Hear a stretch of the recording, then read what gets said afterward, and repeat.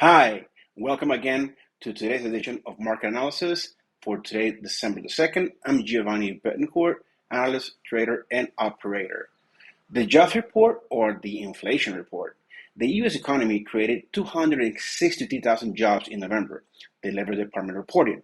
Now, this is exceeded expectations and showing just how resilient the labor market remains despite rising interest rates and high inflation. Economists had expected the U.S. economy gain 200,000 jobs last month. The unemployment rate held steady at 3.7%, matching October's pace and the consensus call among economists. But we also received October's numbers being revised from 261,000 to 283,000. So that was a boost. And so perhaps that's what also added to that. Shortly after the data was released, futures on the Dow Jones were down 1.2%, while those on the S&P were off 1.6%, and the Nasdaq dropped 2.3%. The strong report reflected the notable job gains in the leisure and hospitality and healthcare industries, both of which had been hard hit during the pandemic, and in government, where unemployment levels are still 2% below where they stood in February 2020. The pace of job growth in November, alongside an upwardly revised October figure, shows the persistent challenge facing the Federal Reserve. The central bank has repeatedly said it needs to see some loosening up in the labor market in order for inflation to fall. That could come from a drop in labor demand or an increase in labor supply, or both, in order to reduce pressure on wages. But labor supply in November showed no signs of rising. The labor force participation rate ticked down 0.1% percentage last month to 62.1%, putting it 1.3% points below where it stood before the pandemic hit. That rate, which reflects the share of Americans who are working or actively looking for work, has fallen each of the past 3 months. The relative lack of workers has driven wages higher as employers are forced to compete for labor. So in November alone, average hourly earnings rose 0.6%. That was well above consensus expectations for a 0.3% monthly rise, and a faster than October's 0.4% pace. So average hour, which are now up 5.1% over the year. Now, let's take a look at what's also going to be happening in the energy market for this weekend, since the OPEC is going to have a virtual meeting.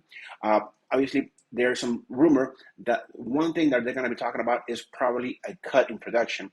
And also on Monday, the EU sanctions on Russian crude oil, which those sanctions include not that oil cannot be insured, and also that the price cap on the Russian crude oil.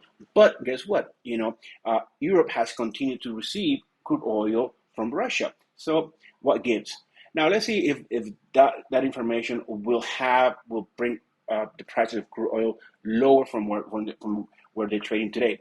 Let's take a look at what the markets are looking to be doing. So we see that at the moment that the numbers came out, the Nasdaq took a nice plunge from right about 12,030 all the way down to 11,740 right around, and then from here it has climbed back up. All right, so perhaps we'll see that the market is resilient and it'll hold above the 11,800, which that's where I'm going to place my support. So let's bring the support all the way up here, so that's around that area. Let's take a look at the S&P. S&P is looking to recover. I'm going to leave my support at 39.50 for the S&P. Crude oil is looking to tick higher right now. So they came down to 80, almost $80 where I have my support, and I have my pivot at 85. So I'm thinking that for today, crude oil is going to stay around, between the levels of 83 and 80. Okay, and then we have here Nat Gas. Nat Gas has been able to take her down from 650.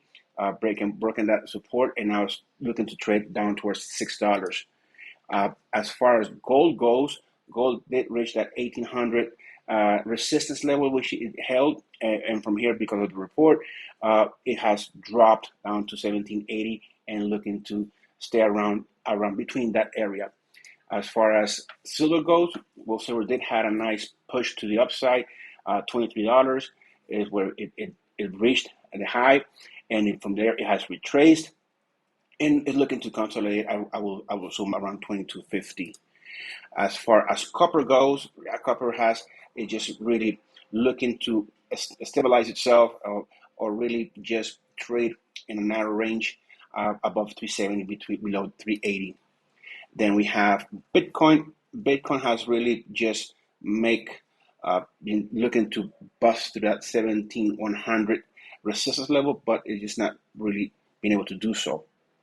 As far as the currencies goes, then the euro did hit that 105 level, the retrace from it all the way back down to 104, and where it's trading above that 104.8. Pound did hit 123, a retrace from that down to 121,300, and is looking to stay to look. I'm looking at it to stay stable right around the 122. As far as the dollar index goes, the 105 level is really on the radar for a lot of traders. Yesterday, the fluctuation of it brought it below the 104,500 scenario. It found some support around that area, and then it just really climbed back up. But keep an eye on this, because if it does close it below 105 today, and then on Monday we continue that momentum to the downside, and it breaks our support of 105, 104,500, we could probably see this going down to 103. Okay, well, that's it for me today. Have a fantastic weekend, and I'll see you on Monday.